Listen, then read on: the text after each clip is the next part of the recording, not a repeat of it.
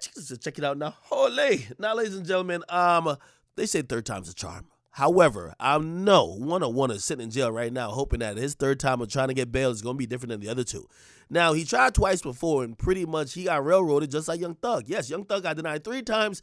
He got denied twice, and I'm talking about Gunna, and this is going to be his third. Now, why are they getting denied? Basically, they're not going to let Thug out. The reason why is if you let Thug out and you claim he's a Pablo Escobar, El Chapo, this whole situation, you got to let everybody else out. They don't want to do that. However, right, they also are pointing at some really dangerous acts, and they're putting some things in the air like, because we locked this violent gang up, our lives are being threatened. Yeah, the prosecutors say that their life are being threatened and they got to get more security. And they're also saying that the snitches' lives are being threatened. So because of that, they're not letting nobody else out. Okay, now, the best chance of somebody getting out, and when I mean they're not letting nobody out, nobody's getting out. Even the person who's making the clothes that say YSL, you're not getting out, okay?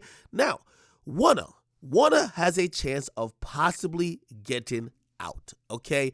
And the way he has a chance of getting out is essentially the re-indictment of these guys has helped him a lot. Now, it hurt Thug, but it helped him because when they re-indict everybody, if you guys don't know, like sometimes in federal court, you'll see a supersede indictment. But in this case, you saw them just re-indict everybody, which means they gave everybody the same charges and they added new charges to some.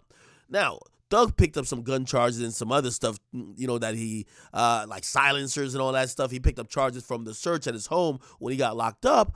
But some other people just had the same charges. Like, for example, Gunna just had the same charge. However, here's the thing.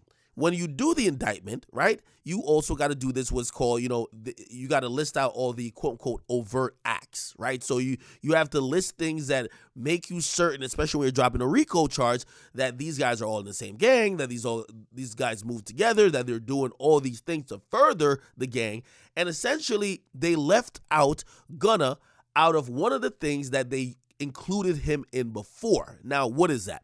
On May 18th, 2018, they're saying that Gunna was in a car with Young Thug, and they were riding down the freeway, and there was another car behind them with a bunch of shooters. Just imagine a bunch of hoodlums in the back in another car with AK-47s and 30-round clips, and they were all there just to protect Gunna and, of course, King Slime, okay? So when the cops stopped them, right, obviously they probably wrote a ticket or whatever they had to do. However, in a RICO case, this is being used to say, see, I told you these guys are in a gang. The leaders of the gang, and they're calling the rappers, right, which obviously is Young Thug and Gunna, they're in a car up front, and there's shooters in the back. Also, one of them rapped about it. I think it's Gunna. It might be Gunna or it might be Thug. I actually think it's Gunna, though. Where he says, we ride around, we got shooters with the choppers in the back. Like, nigga, did you just describe the actual situation? So anyway, they use that and the lyrics to basically say, look, these dudes are in the gang, okay? Now, because in this re-indictment, they left out Gunna's name. So they kept Thug's name. They left out Gunna's name out of this overt Act 75. Essentially, his lawyers are saying, all the other overt acts y'all got him on aren't violent, okay? You know what they got Gunna on? Having a bunch of weed, meth or methamphetamines, and also hydrocodone. Basically all drug charges, right? In sense of, but it's not charges actually. They're just saying these are facts about the case, and they're basically saying that he was having these drugs or about to sell these drugs. Clearly he's not selling drugs, but when you have a certain amount, they say you could sell it, but you're doing it for the benefit of the gang. Now, let's be honest. If somebody only sells drugs for the gang and you don't have no type of information of them doing anything violent for the gang, why wouldn't you be able to let them out of jail, right? Like, why? Anyway, what it's going to really come down to is the judge has to see it their way, but this is what I actually fear. I think the prosecutor is going to bring up the fact that people's lives are getting threatened and they don't know where it's coming from. Also, they're just going to bring up the fact that, hey, fine, he might not be a danger to the community in that sense, but if he gets out of jail, this guy has power and resources to do anything where we can't monitor his phone calls.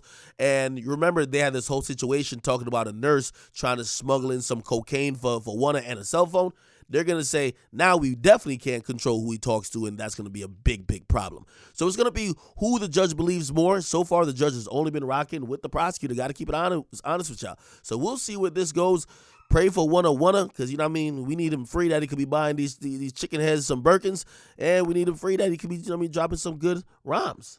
Other than that, Doug looked like he gonna be in for the rest of the year, and this is the last chance I would expect for young Gunna Wanna. Again, Kyle Moxman, you guys like them, subscribe to Akademiks.